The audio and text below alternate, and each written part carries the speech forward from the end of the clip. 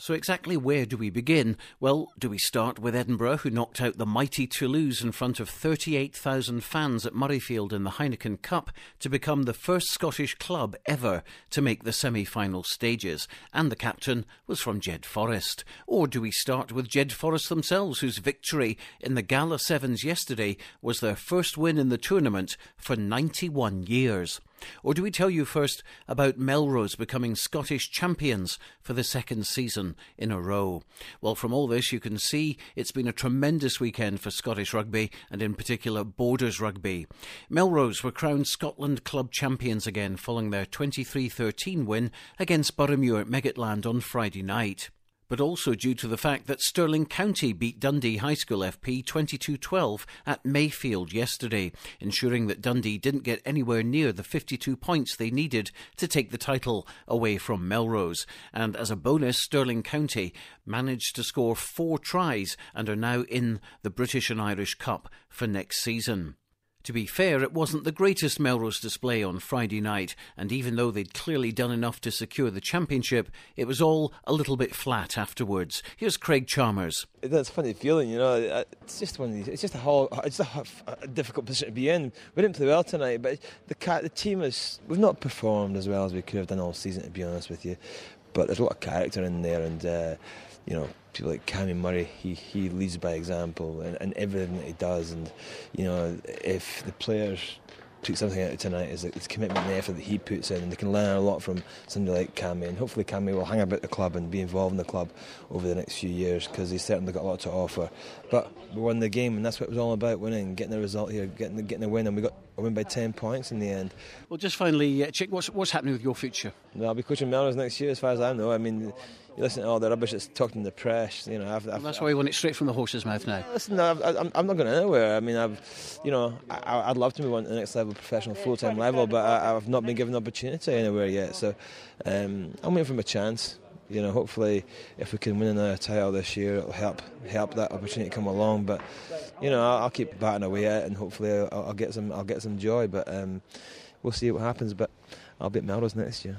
Good news for all Melrose fans there that he'll be staying on at the Greenyards next season, and you can watch highlights of Melrose's game at Boroughmuir right now on Borders Rugby television at bordersrugby.net.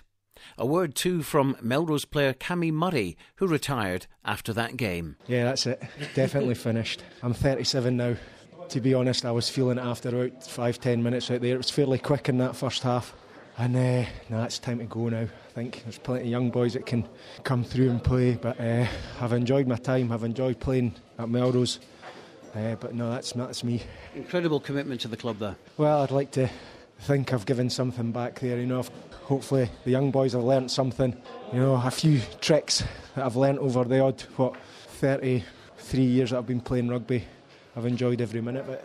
Yesterday, Edinburgh, featuring several borderers in the team, including captain Greg Laidlaw from Jed Forest, did what no team has ever done before in Scotland: reached the semi-final stages of the Heineken Cup. They beat the top French side, Toulouse, 19-14, despite being down to 13 men at one stage through silly yellow cards. Laidlaw led from the front for one of the great moments in Scottish rugby history. They now go to Dublin in 3 weeks' time to play in the semi-finals.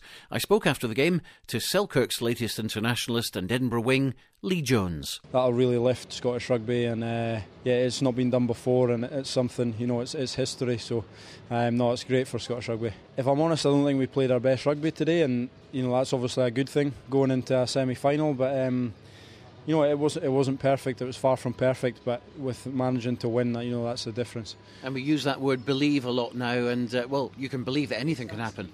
Loads of belief in the squad going into the game. The supporters believed, and that's what got us through in the end, I think. And so to the 121st Gala Sevens at Netherdale, which had a change of format using 4 pools and 12 teams, and kicking off at 4:30 with a floodlit final. 3 Borders teams reached the semi-final stage. Jed Forest knocked out hosts Gala 10-5 in one of the semis, with Heriots beating Kelso 36-21 in the other. The final was a real cat-and-mouse affair, with the lead changing hands several times, but in the end it was Jed who won 28-26, and this was the first time they'd picked up the trophy in 91 years. The last time they won the final, well, it was back in 19 1921.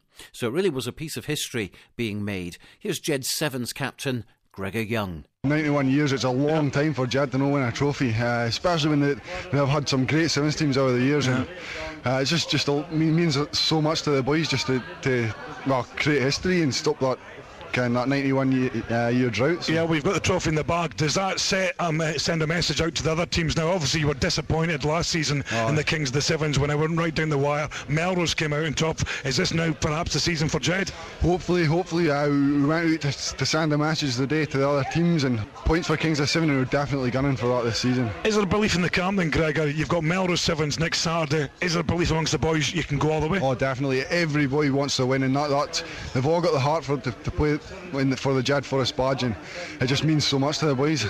Later on today on Borders Rugby Television, you can see Jed Forest make that piece of history with that first win at Gala 7 since 1921. It's all at bordersrugby.net. Well, the other local results from yesterday: Langham 18, Ellen 19 in the National League, and in East League 2, Gala YM beat Hoyt Quinns 19-12 in the local derby.